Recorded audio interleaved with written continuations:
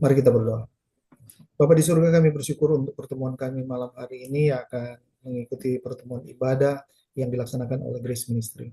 Tuhan berkatikan semua, berkati hambamu yang sebentar akan Pastor Waldo, kameranya dimatikan saja.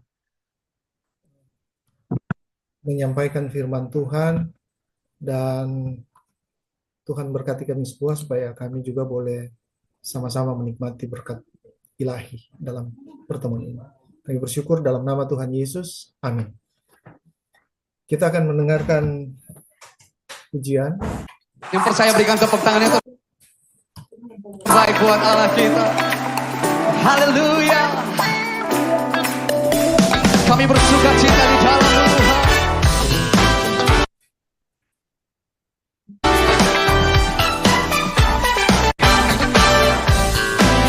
Pastor Waldo, Akan mengizinkan ketakutan karena imanku pada Yesus Tuhan. Tak ada alasan tawar di sini. Ku percaya firman Tuhan sanggup menghidupkan dan Aduh.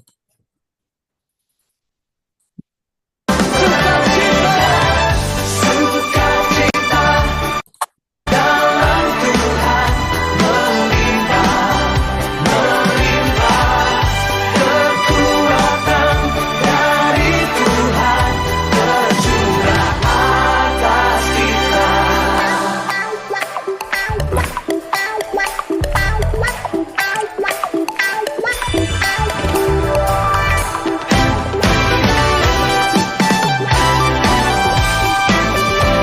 Kami bersuka cita karena Engkau ada di dalam kami.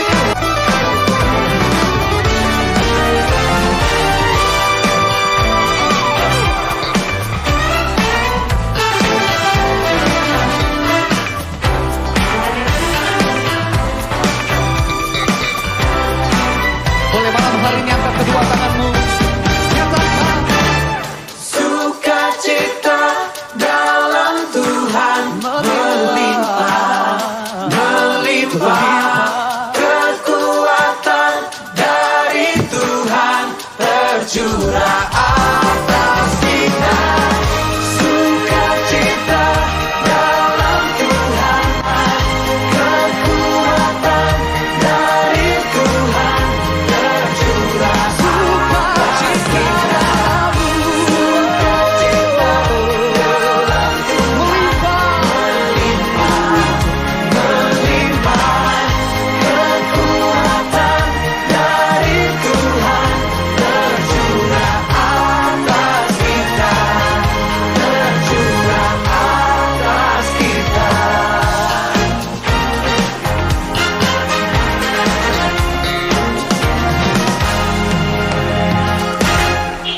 Haleluya.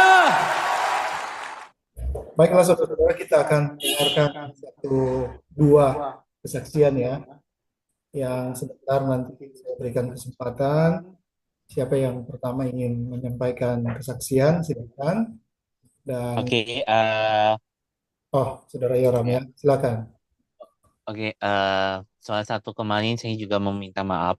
Jadi kan ada menado pemilihan. Sebenarnya mau pengen pulang ke rumah, ya gara-garanya ada sesuatu kebelakangan belakangan untuk kali ini ya. Tapi gara-gara Mami kan sebenarnya mau milih istirahat di karena kan mengalami kecapean berat. Tapi karena Ira sama Polos mengganggu saya nyanyi, akhirnya udah deh musik aja gitu. Jadi saya minta maaf ya. Kami meminta maaf sebesar-besarnya. Memang Kak Ira sama Bapak ini terusi beneran. Tapi puji teman. Mbak Mikael, tolong ya jangan untuk kamera saya ya, biar bisa diberkati sama Tuhan juga ya. Oke, mengenai untuk pembelajaran Alkitab, saya pernah ya Gain Ministry pas seminar pindahnya di hari Sabtu. Tapi puji Tuhan, saya pernah ikut AIUC Bible Study dan juga baca apologetika. Pertama AAUC dulu lancar sampai 20. Kemudian babas nanti apologetikannya 26 tapi bersifat pencemooh. Memang benar ya. Saya juga yang apologetika ini mempencemooh sebenarnya. Pencemooh banget bagi saya. Dan kemudian hari Senin saya pernah baca kisah para rasul 10 sampai 11 itu lancar habis. Dan itu sana menularkan diri saya di hari Senin malam. Kemudian Selasa malam saya baca Alkitab dari Kejadian 25 dari Oles Ministry juga dikuatkan banget. Dan juga kisah para rasul dari Pomes dari Roma 8 itu sana menularkan banget bahwa untuk membaca kitab. Kemudian hari Rabu kisah para rasul 14 sampai 15 itu menularkan banget untuk membaca Alkitab. Karena kenapa? Baca Alkitab itu bikin kita awet muda. Memang benar saya lakuin itu. Karena kenapa? Saya egois dan walaupun aku egois ya dan kesel sama ya gara-gara kesel banget sama gara-gara gue lagi, gara-gara apa gitu. Yang penting tetap semangat dalam pelayanan. Puji Tuhan, terima kasih Tuhan memberkati. Thank you very much ya Bang Jojo. Tuhan memberkati kita semuanya. Haleluya, amin. Baik, terima kasih Haleluya, Bung terima kasih. Yoram untuk kesaksiannya, untuk menunjukkan bahwa Kak Dina please ya. Kak Dina please. ya, jadi lewat kesaksian Bung Yoram ingin menyampaikan bahwa bagi orang percaya itu ada dua ya. Yang pertama berbicara, ya, konteksnya berbicara dengan Tuhan itu dalam bentuk doa, dan kemudian mendengar suara Tuhan itu juga dalam bentuk lebih konkret itu membaca Alkitab. Bung Yoram mungkin menyampaikan satu aspek, dan malam hari ini saya masih memberikan kesempatan satu orang lagi untuk menyampaikan kesaksian. Silakan langsung saja menyalakan mic. Dina, ayo kamu Kak Dina.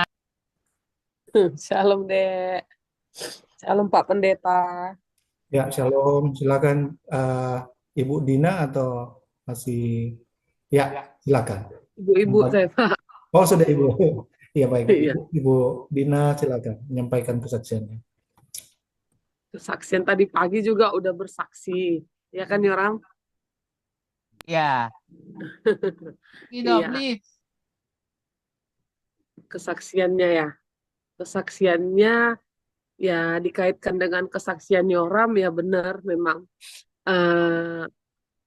menerima kebaikan Tuhan ya kita harus senantiasa ingat bahwasanya kebaikan Tuhan itu dapat kita rasakan lewat semua doa-doa kita,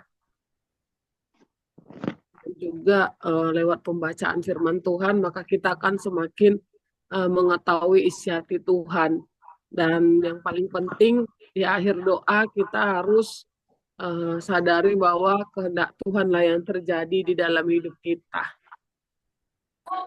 Jadilah kehendakmu di dalam hidup kita seperti itu, agar kita mengerti bahwasanya rencana Tuhan tidak pernah gagal di hidup kita, walaupun kita terkadang berpikir kok nggak dikabulkan doanya seperti itu, karena memang rencana kita boleh gagal, rencana Tuhan tidak pernah gagal. Sesuai dengan firman-Nya, jadilah kehendakmu di dalam hidupku, kehendakmu lah yang terjadi seperti itu. Demikian, Pastor. Tuhan Yesus berkati. Ya, baik. Terima kasih Bu Dina untuk pelayanannya dalam bentuk membagi pengalaman ya, kesaksian. Dan betul bahwa orang percaya itu tidak terlepas dari dua aspek tadi ya. Artinya kita mendengar suara Tuhan dalam bentuk membaca, merenungkan Alkitab, dan kemudian kita juga menyampaikan satu permohonan syukur, permohonan untuk beberapa pergumulan yang kita hadapi dalam bentuk kita menyampaikan lewat doa dan pujian. Baik, Bapak Ibu Saudara-saudara, kita akan mendengarkan satu pujian sebelum kita akan mendengar pelayanan firman Tuhan yang sebentar akan disampaikan oleh Evangelis Renaldi.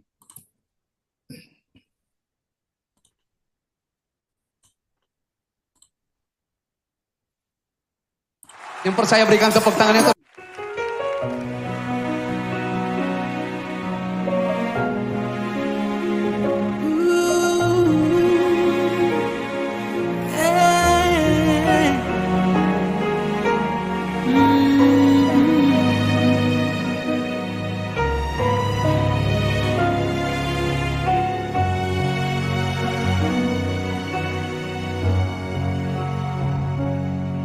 bersinar seperti itu kasih Bapa,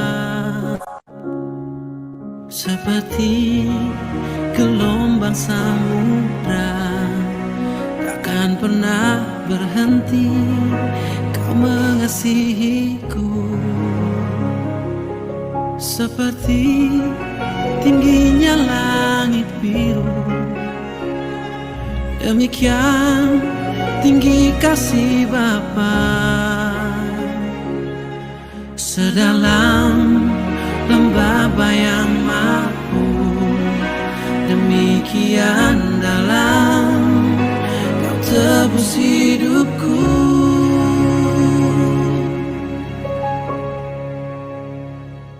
Kasih-Mu lebih dari mentari yang tak pernah berhenti, memancarkan sinarnya.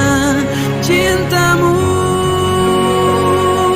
lebih dari dalam kesetiaan-Mu Tuhan.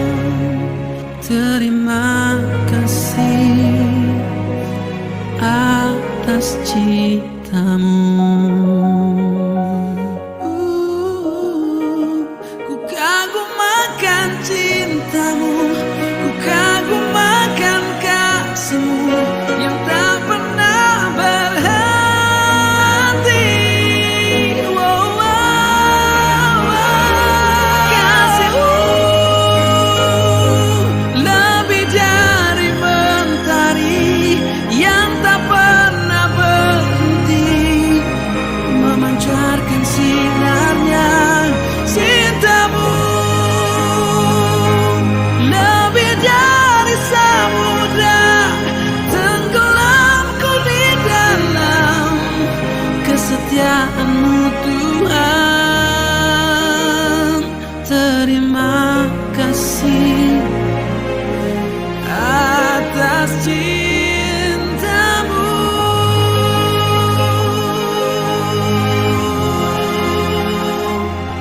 Terima kasih atas cinta-Mu.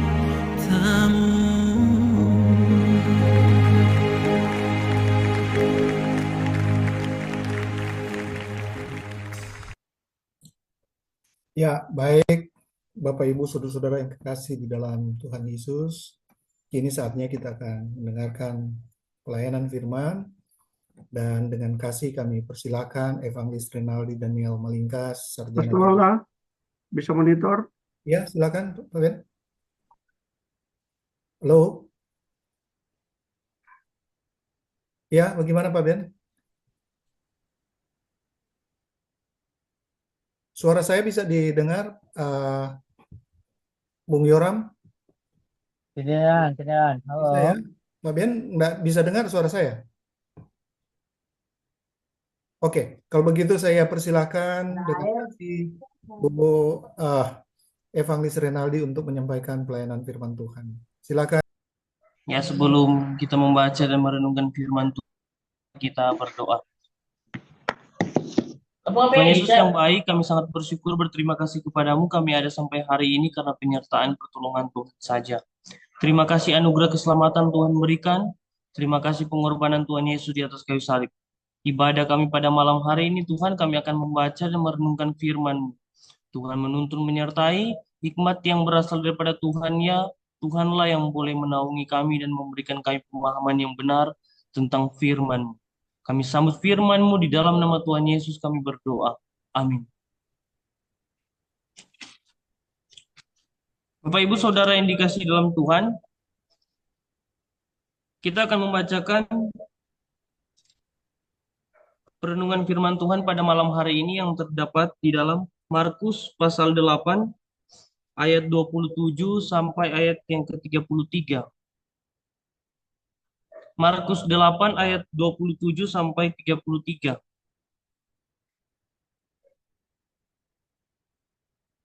Saya akan membacakan bagi Bapak Ibu Saudara-saudara.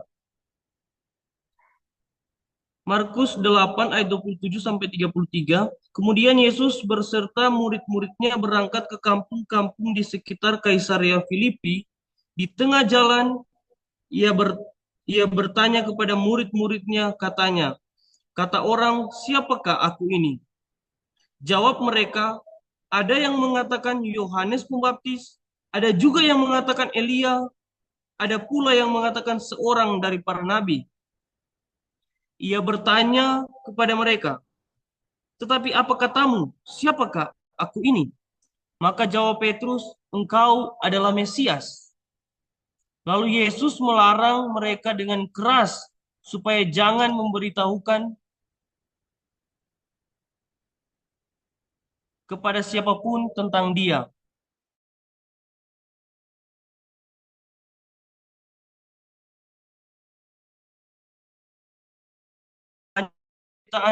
Dan ditolak oleh tua-tua, imam-imam kepala, dan ahli-ahli Taurat.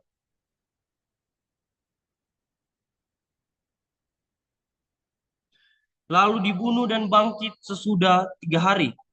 Hal ini dikatakannya terus terang, tetapi Petrus menarik Yesus ke samping dan dia. Maka berpalinglah Yesus sambil murid-muridnya, ia memarahi Petrus, katanya, "Enyala iblis, sebab engkau bukan memikirkan apa yang dipikirkan Allah, melainkan apa yang dipikirkan manusia." Bapak Ibu Saudara yang dikasih dalam Tuhan, ini pertama kali saya diberikan kesempatan oleh Grace Ministry. Terima kasih kepada para pengurus, Pak Walda dan rekan-rekannya. Nah, Bapak Ibu Saudara, mungkin di dalam Zoom ini terlihat ada juga saya memakai 2 device untuk jaga-jaga karena kayaknya jaringan juga di tempat saya ini hari ini agak kurang bagus juga, mungkin karena hujan atau hal lain. Dan saya juga pakai device handphone untuk jaga-jaga, jangan sampai yang device yang ini mati karena jaringan. Nah, Bapak Ibu Saudara, sangat menarik ketika kita membaca firman Tuhan, kita sangat tahu bahwa Alkitab itu tujuannya di dalam perjanjian lama sampai perjanjian baru, pusat sentralnya yang utama diperkenalkan adalah Yesus Kristus. Kita sudah menemukan mulai dari kitab Kejadian, Yesus sudah diperkenalkan. Jadi pusat daripada Alkitab, semuanya merujuk ke satu pusat, yaitu Yesus Kristus. Apalagi kitab-kitab Injil yang kita bacakan. Khususnya hari ini kita membahas tentang kitab Markus.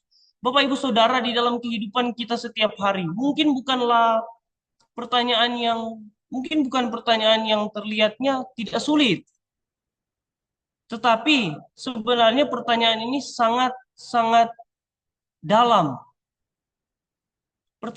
Pernahkah di dalam diri kita bertanya, siapakah Yesus?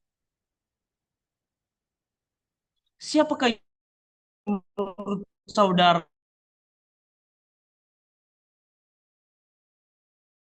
Menurut saudara?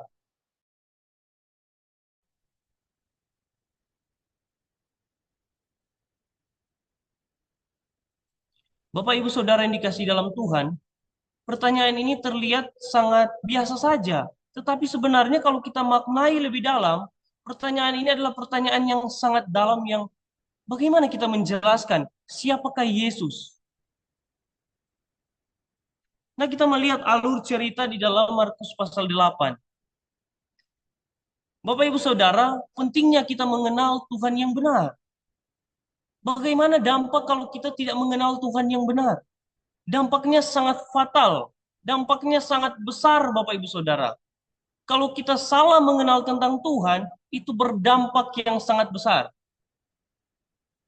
Saya misalnya memberikan contoh bagaimana misalnya kalau ada pasangan yang misalnya mereka berkenalan hanya sebatas di media sosial saja. Beberapa bulan mereka berkenalan di media sosial.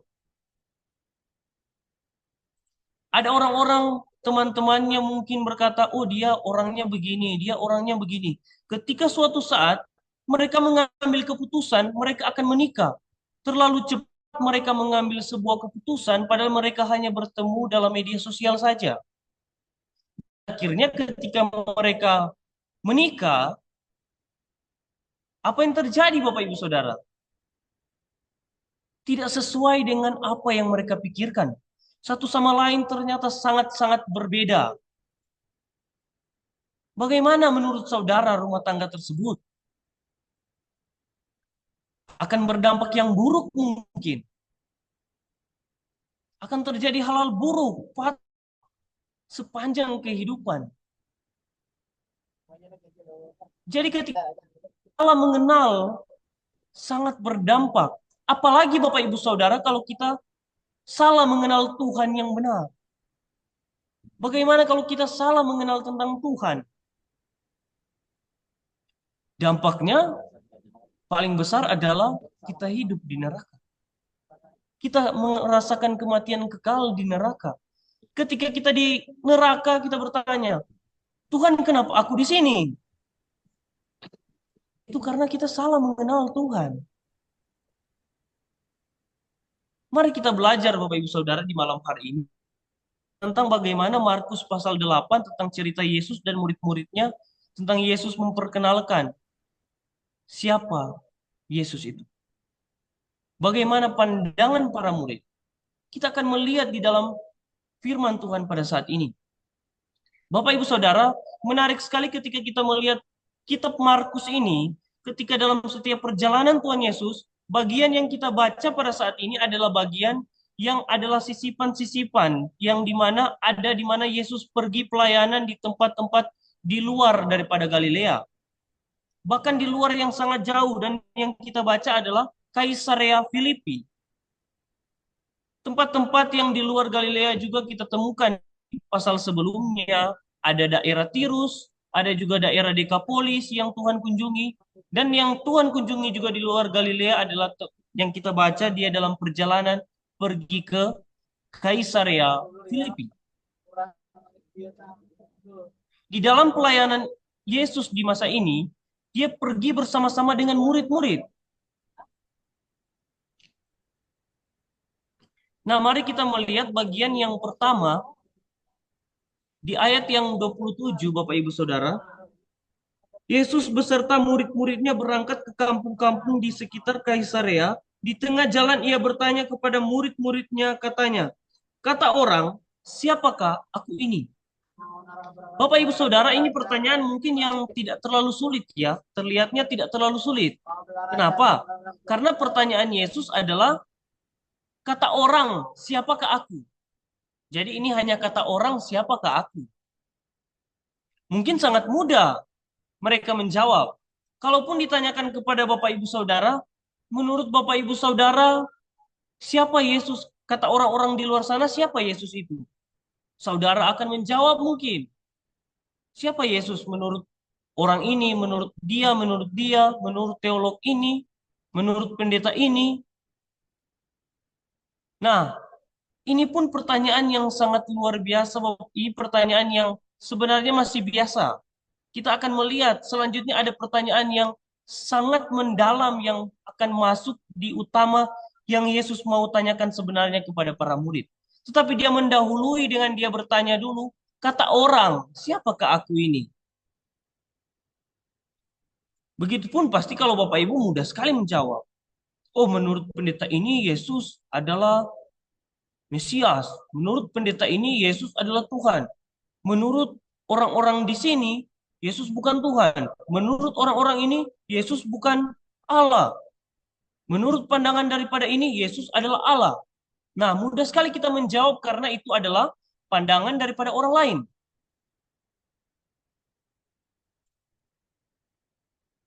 Sekarang Bapak Ibu Saudara, ternyata para murid pun dengan mudah menjawab di ayat yang ke-28.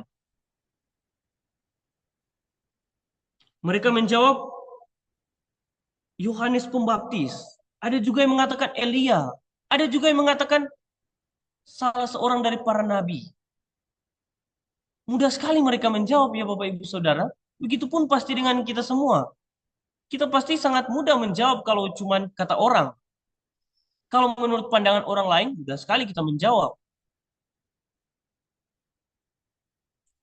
Tetapi Bapak Ibu Saudara, perlu kita ketahui, menurut pandangan orang lain itu sangat banyak. Apa yang tersaring di dalam pikiran kita? Apa yang sampai di dalam pikiran dan hati kita? Apakah kita pun memikirkan hal yang sama dengan mereka? Apakah kita punya pemahaman yang sama juga dengan mereka? Pertanyaan yang sangat mendalam dilanjutkan Yesus di ayat yang ke-29. Ia bertanya kepada mereka, tetapi apa katamu? Siapakah aku ini? Lebih dalam Yesus bertanya ke dalam pertanyaan yang utama yang ingin Yesus tanyakan. Menurut kamu, siapakah aku ini?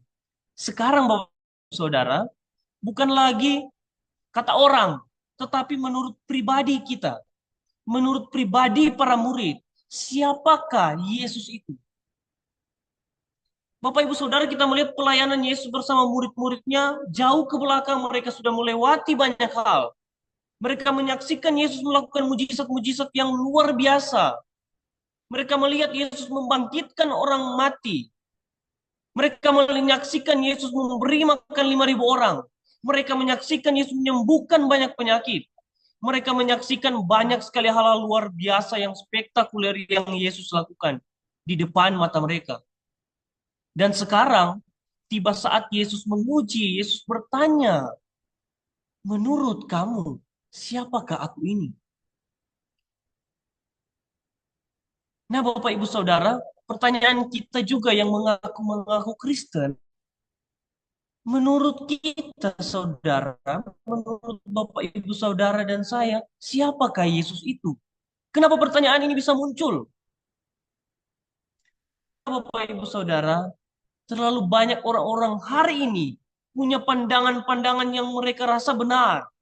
Tetapi ternyata itu bukan dari Alkitab, itu bukan dari firman Tuhan. Kecenderungan daripada manusia ingin sekali membuat Tuhan dalam pikiran mereka sendiri. Bukan Tuhan menurut Alkitab. Kita bisa melihat contoh. Bangsa Israel. Mereka banyak membuat patung berhala. Mereka banyak menyembah berhala di masa para nabi.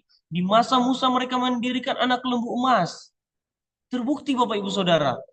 Bangsa Israel yang luar biasa yang adalah pilihan Tuhan ternyata melakukan seperti itu.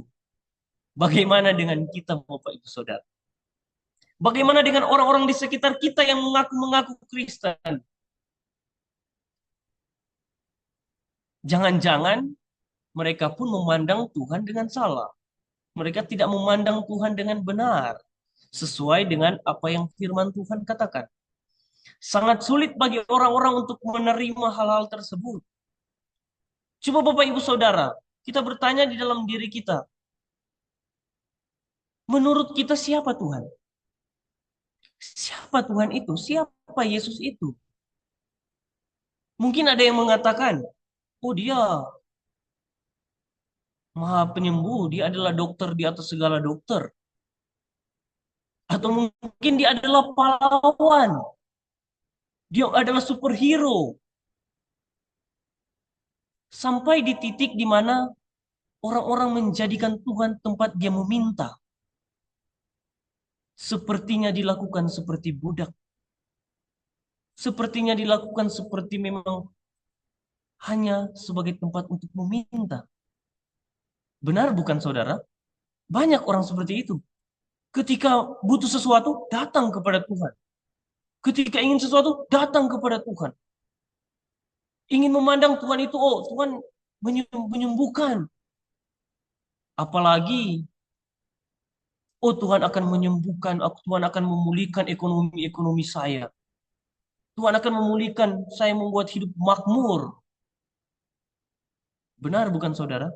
Pikiran manusia banyak menuju kepada Tuhan-Tuhan seperti itu. Apakah itu Tuhan yang ada dalam Alkitab? Apakah itu Yesus yang ada dalam Alkitab? Apakah itu Yesus yang memperkenalkan diri kepada kita? Ataukah itu hanyalah di dalam pikiran manusia saja? Bapak Ibu Saudara, coba kita lihat, coba kita renungkan dalam hati kita. Sebelum kita melihat orang-orang di luar sana, tanyakan secara pribadi terlebih dahulu kepada kita sendiri. Siapa Tuhan itu?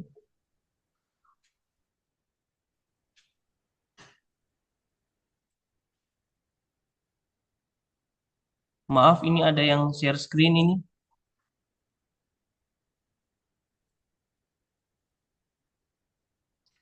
Nah, Bapak Ibu Saudara, kita lanjut.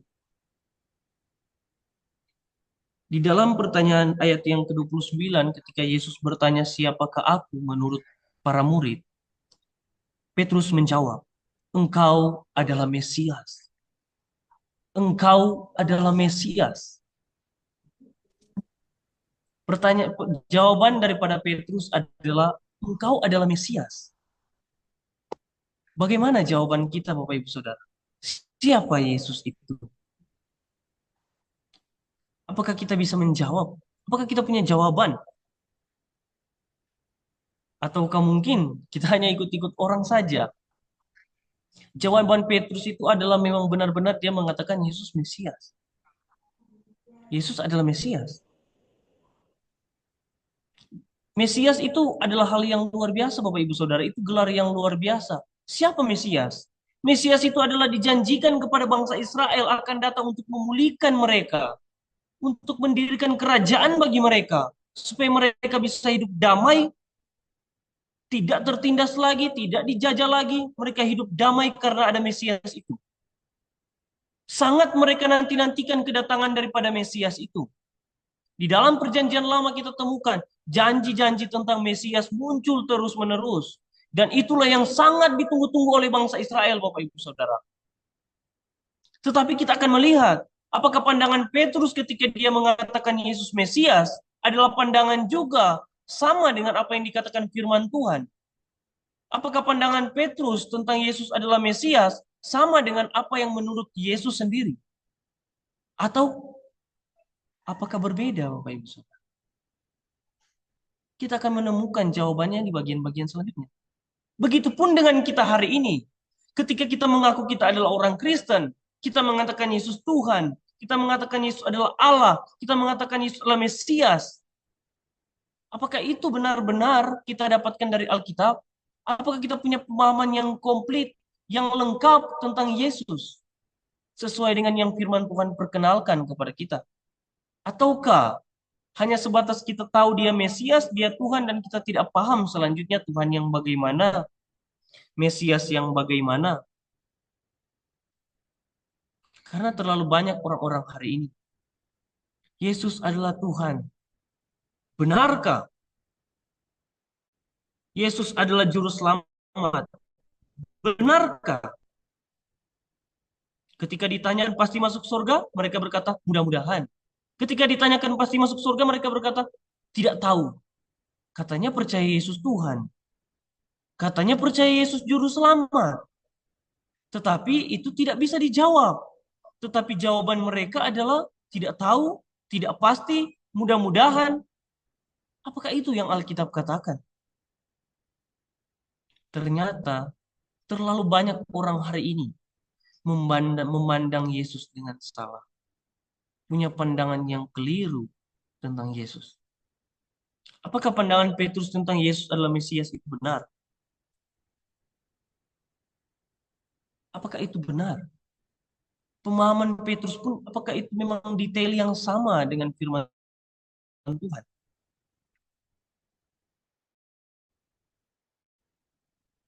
Mari kita lihat selanjutnya. Yesus melarang mereka dengan keras supaya jangan memberitahukan siapapun tentang dia. Jadi Yesus ketika mendengar Petrus mengatakan dia adalah Mesias, itu benar, tepat. Sehingga Yesus bilang, jangan beritahukan kepada siapapun. Kenapa Bapak Ibu Saudara Yesus melarang untuk memberitahukan itu? Karena bangsa Israel menunggu sekali Mesias datang untuk memulihkan kerajaan, untuk memulihkan bangsa mereka, supaya mereka bisa hidup makmur.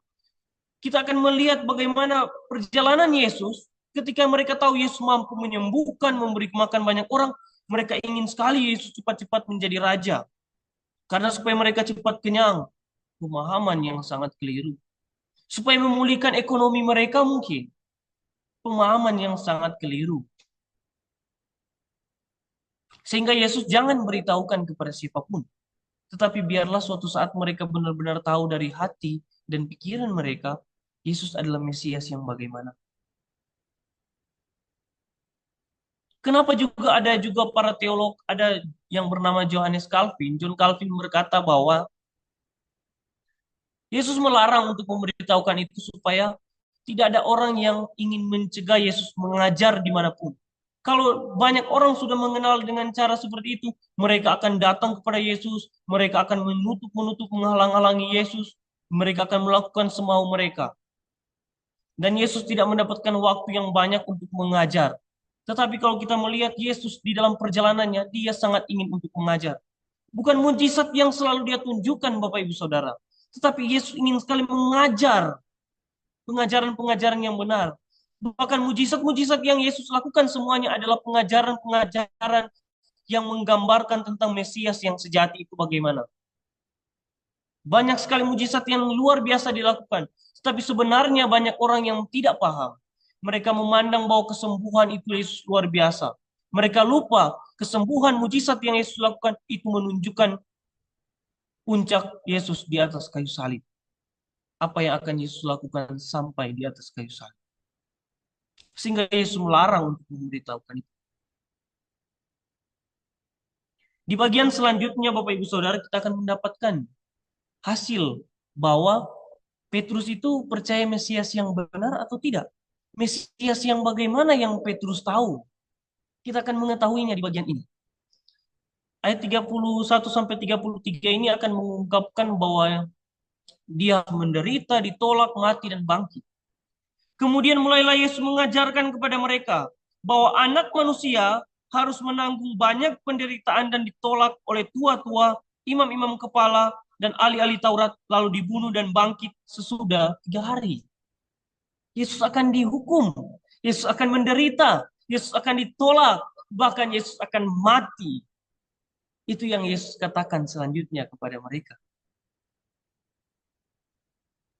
Tetapi Bapak Ibu Saudara, jelas sekali di dalam bagian selanjutnya ini, ayat 32, apa respon Petrus? Kita lihat. Hal ini dikatakannya dengan terus terang, tetapi Petrus menarik Yesus ke samping dan menegur dia. Bapak Ibu Saudara, apa yang Petrus tegur? Dia tahu Yesus Mesias. Kita tahu Yesus adalah Tuhan, dia adalah Allah. Petrus dengan berani menegur Yesus.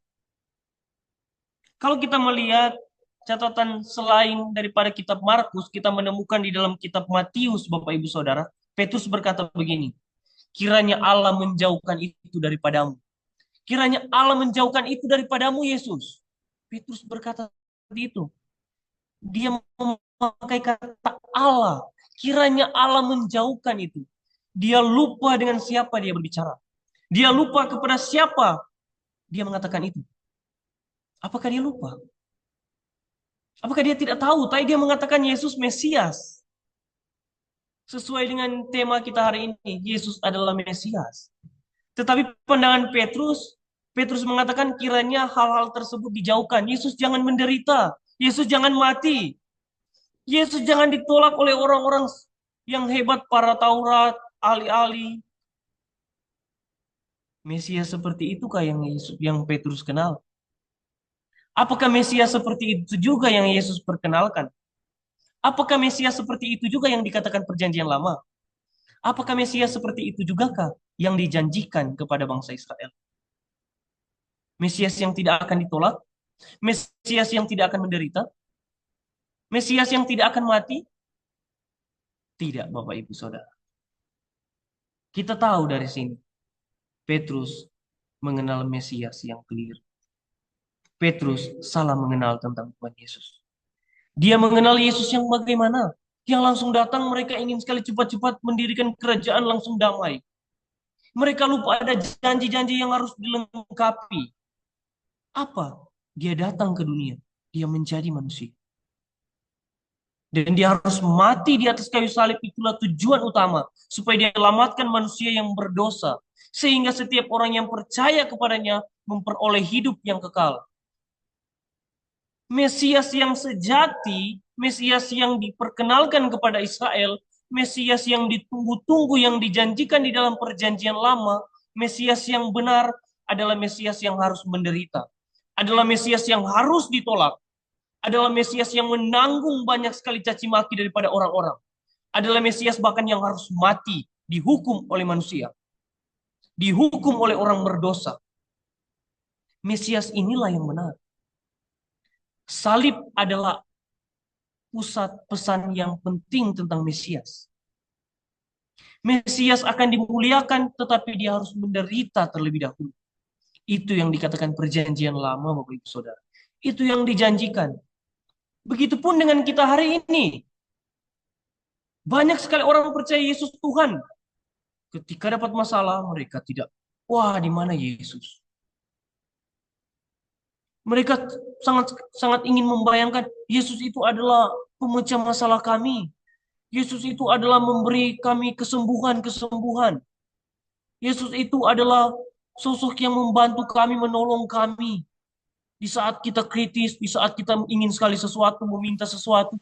Ini Yesus Tuhan atau Yesus budak sehingga kita mau membuat Yesus semaunya kita. Yesus yang diperkenalkan dalam Alkitab adalah Yesus yang benar. Bukan Yesus di dalam pikiran kita. Bukan Yesus sesuai dengan keinginan kita. Bapak Ibu Saudara, pertanyaan ini pun muncul di dalam diri kita. Tanyakan dalam diri kita. Siapakah Yesus menurut saudara? Yesus yang bagaimana? Jangan sampai kita salah mengenal tentang Yesus.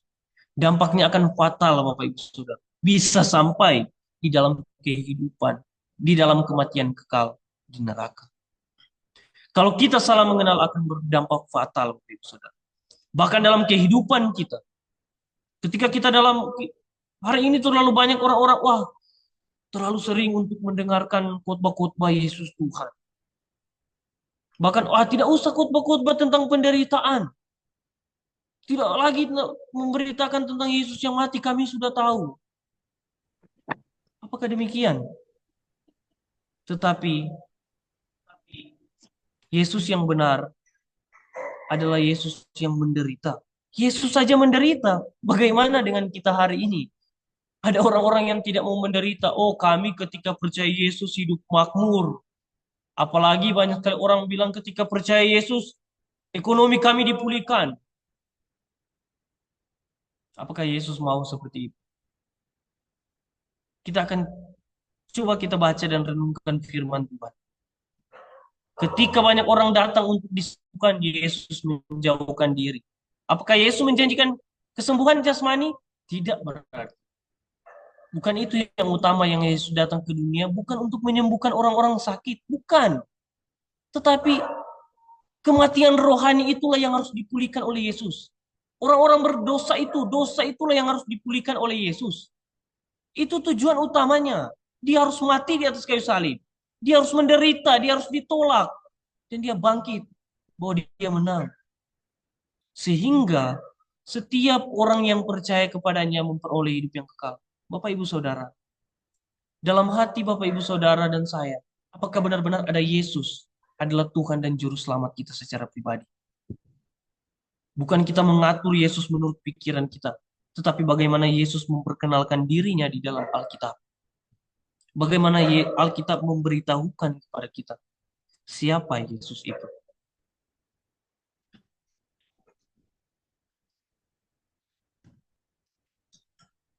Bagaimana Bapak Ibu Saudara? Siapa Yesus menurut kita? Siapa menurut Bapak Ibu? Siapa menurut saudara? Siapa Yesus itu? Petrus, sosok yang dekat sekali dengan Yesus bahkan. Dia memandang Mesias ternyata Mesias yang tidak sesuai dengan firman Tuhan. Bahkan Yesus berkata, kiranya Allah menjauhkan itu daripadamu, Yesus. Wah, kiranya Allah. Petrus pakai kata Allah. Ini sangat-sangat menghujat. Apakah Allah menginginkan Yesus tidak menderita? Yesus tidak mati di kayu salib? Hari ini terlalu banyak orang-orang menggunakan kata Allah. Tuhan berbicara kepada saya untuk melakukan ini. Tuhan berbicara kepada saya untuk melakukan ini, menyembuhkan ini, melakukan ini. Apakah benar? Alkitab tidak cukup. Hari ini Alkitab sangat cukup untuk kita. Hari ini Alkitab sempurna untuk memberitahukan kepada kita tentang Yesus, tentang apa yang Dia inginkan di dalam kehidupan setiap manusia. Tetapi hati-hati Bapak Ibu Saudara. Banyak sekali orang hari ini menggunakan nama Tuhan, tetapi firman Tuhan dalam kitab Matius berkata, Yesus tidak mengenal orang-orang yang menyembuhkan dengan nama Tuhan. Mereka yang melakukan, mengusir setan, melakukan mujizat dan lain-lain dengan nama Tuhan Yesus. Yesus bilang, aku tidak mengenal engkau. Engkau adalah pembuat kejahatan. Kenapa? Karena mereka memandang Yesus yang salah. Yesus untuk mengusir setan. Yesus untuk menyembuhkan orang. Yesus ingin dirinya dikenal sebagai Mesias yang dan rela mati di atas kayu salib untuk menebus dosa Bapak Ibu Saudara dan saya. Supaya saya, Bapak Ibu Saudara, percaya kepada Yesus memiliki kehidupan yang kekal di surga. Hati-hatilah dengan terlalu banyak ajaran, banyak media sosial, tetapi saya bersyukur Grace Ministry menghadirkan ada orang-orang luar biasa yang dipakai untuk memberitakan tentang Yesus yang benar, tentang apa yang Alkitab beritahukan, apa yang Alkitab katakan, bukan apa yang manusia katakan, tetapi apa yang firman Tuhan, apa yang Alkitab beritahukan itulah yang benar.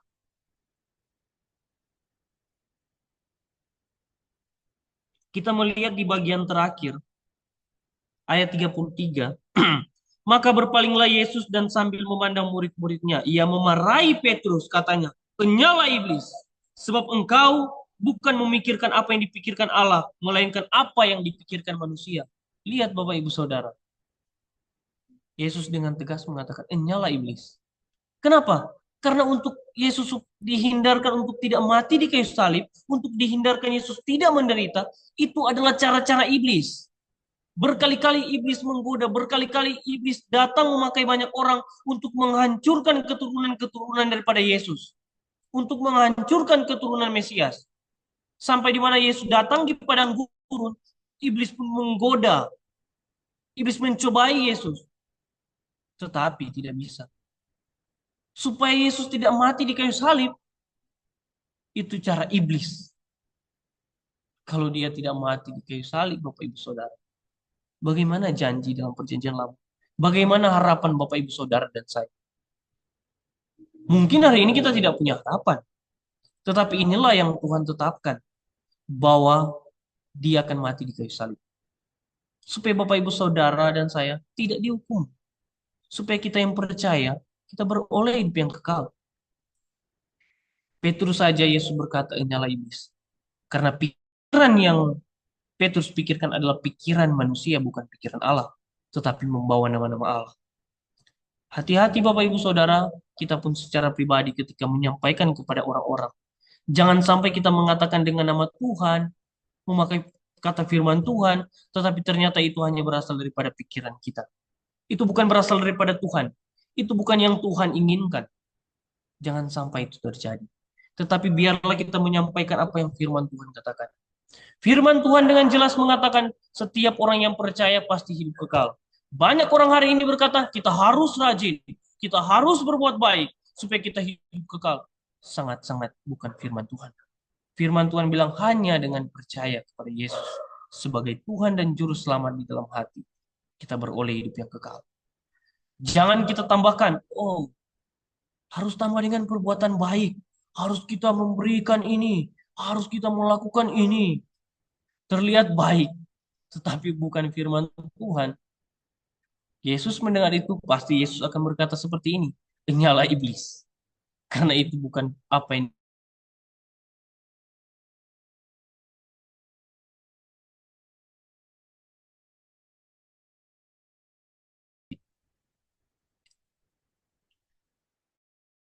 ini pasti kita dibuat bahwa pikiran kita untuk terus belajar firman Tuhan. Bahwa pikiran kita itu diisi benar-benar firman Tuhan katakan.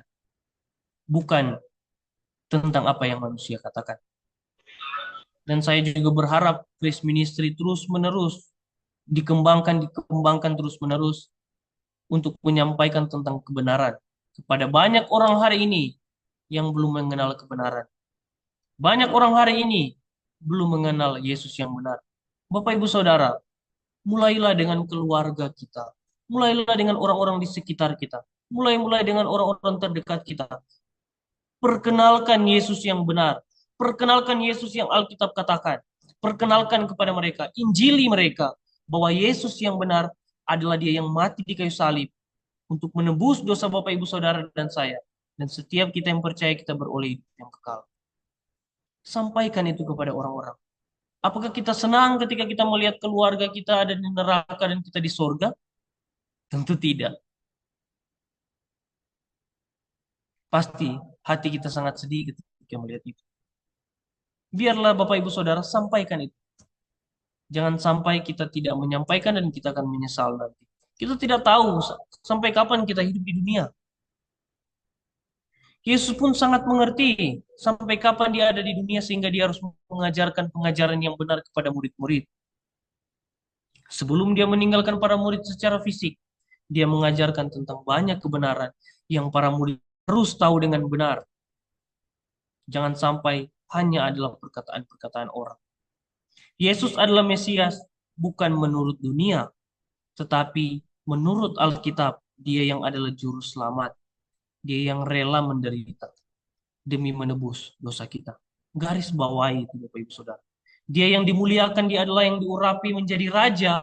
Dia harus menderita terlebih dahulu. Itulah yang firman Tuhan katakan. Bapak Ibu Saudara, mari kita merenungkan pengakuan kita tentang Yesus. Apakah kita benar-benar mengenal Tuhan yang benar? Apakah kita benar-benar mengenal Yesus yang adalah Tuhan menurut Alkitab? Apakah kita benar-benar mengenal Yesus menurut Alkitab? Atau hanya kata-kata orang? Undang semua orang untuk menyerahkan semua hidup kita sepenuhnya kepada Tuhan Yesus. Karena dialah yang mampu melakukan yang terbaik dalam setiap kehidupan kita. Kiranya perenungan firman Tuhan pada malam hari ini bisa menjadi berkat bagi kita semua. Selamat malam. Pak Walda, apakah langsung saya tutup dengan doa atau mungkin ada sharing sedikit? Ya, terima kasih untuk Evangelis Renaldi Malingkas, Sarjana Teologi, yang sudah menyampaikan pelayanan firman Tuhan. Kita akan masih mendengar warta pelayanan yang akan disampaikan oleh Pastor Ben Yanis STH. Dan sesudah itu kita akan mendengarkan satu pujian. Dan selanjutnya akan ada closing statement yang disampaikan oleh Evangelis. Sesudah itu kita akan doa berkat. Silakan Pastor Ben. Terima kasih untuk kesempatan yang diberikan bagi saya mewakili pengurus dan admin Grace Ministry, mengucap syukur dan menyampaikan terima kasih kepada hambanya, Evangelis Renaldi Daniel Malingkas yang sudah menjadi pokok berkat bagi kita malam hari ini untuk mendengarkan firman Tuhan. Diberkati pelayanannya di usia yang masih sangat muda, baik itu sebagai pelayan hamba Tuhan maupun sebagai pekerja di Sekolah Tinggi Teologi Anderson Manado. Dipakai Tuhan lebih heran lagi untuk pemberitaan Injil dan pekerjaan pelayanan yang lain. Terima kasih juga untuk semua partisipan yang malam hari ini sudah